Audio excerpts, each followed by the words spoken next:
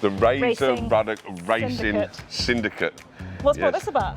Well, I've always been into it. When I was at Liverpool, that's when racing. I mean, footballers, we've got time on our hands. So I mean, when I went at Ian Rush, Jan Moult, the older players, they were into racing anyway. So, you know, you sort of get sucked into it, and you know, you're on the back of the coach, and everyone's picking the winners. And back then, there wasn't it wasn't any phones about, so you couldn't bet 24/7. So you had the bookies, you know, and then one of the lads had to, ring his bookie, mate, and then come off the coach and, oh no, I'm £100. Oh, no. And you had a load of dispensable income. Yeah, that's what it was. So I mean, then Michael Owen, Robbie Fowler, Steve McMahon, they got into the horses, and we used to go and watch them run. And I left Liverpool, went to West Ham, and the West Ham lads weren't too keen on the racing, so I sort of lost touch. So, but I've always been an armchair, support of the racing. I watch you every week. Good. So it's good. But the older you get, as I said, the kids are getting older, more time on my hands. So I think now's the right time to get into it, because we all need a hobby. Yeah. No golf. No, well, I like golf when it's nice. Yeah. During the winter, golf's no good. There's no buggies. You have to walk, and you get wet, and so. I'm at that age now that I've got time on my hands, and I love the racing, so I thought, why not? I'm no expert on racing, I just enjoy it. I mean, that's the thing about the syndicate, the Razor Ruddock Syndicate, you don't have to be an expert. But if you want to get involved, then why not? It's a good day out as well. It's a great day. To know about the horses. It's a great day, and it's like football, it's an hour and a half. Racing's 5 hours. Yeah, great. You can bring your family, and it's not going to cost you a holiday to bring your family. What do you like doing at the races? Is it kind of going with your mates and having a few drinks both, and there's both. I like both. I like going with the lads, getting on a coach. I like the old-fashioned Beano and that, but I also like just going with the wife and kids, and driving, not having a drink, and having a bit of candy floss.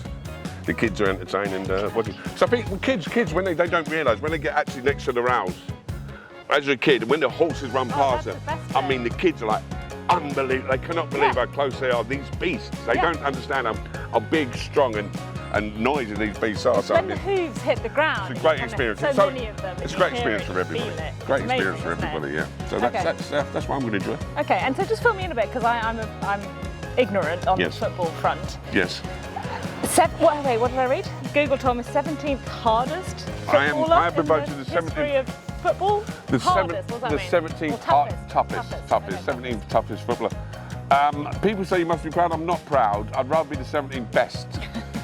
It's like being pretty good as well. I was all right. But it must be like being the 17th craziest horse. No, that means it's a rubbish horse. Yeah, who's You'd rather be the 17th best horse, wouldn't you? Who is the toughest? I wouldn't know. They're not at first. They haven't got any racing syndicates like me. And was it a very long and illustrious career? 20 years, yep. Okay. 16, left school 16 to I was 35, retired. Most footballers retire at 35, so. What position? Were you a goal? I was a big, I was a big defender. The good looking one at the back. Okay. But not the goalie with the funky. Not the goalie with the funky. when they wear the pink tops with the stripes. No, I was a big, good looking one at the back. No, but I started at Millwall, ended up Liverpool, West Ham, Tottenham, England, and so I wasn't too bad. And do you still keep in touch with Michael Owen and the other? Still see Michael, I still see Michael and the horse. But listen, now I will be in touch with them. Yeah. Because I'm a threat. Well, I think they'll be ringing me. He's more flat. I know, but they'll still be ringing me for tips and that, won't they? I'm sure. With my Cheltenham Gold Cup winners. Yeah. Well, yes, this is true. That's the plan. Okay, that's a plan. Tell me about the link up with Billy at home, the trainer. Yeah, well, I've known him for a couple of years, and he's friends of my mate Ben there, so we're the Northamptonshire area. So they got me sucked in, went to see the stables and that, and had a look around, and got me sucked in. Okay.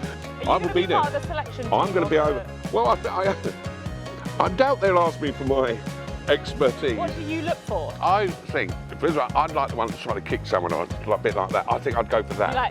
Because I'm a bit of a rascal. A rascal horse. No, the tough. No, rascal, okay, not tough. Okay. As in a bit about it.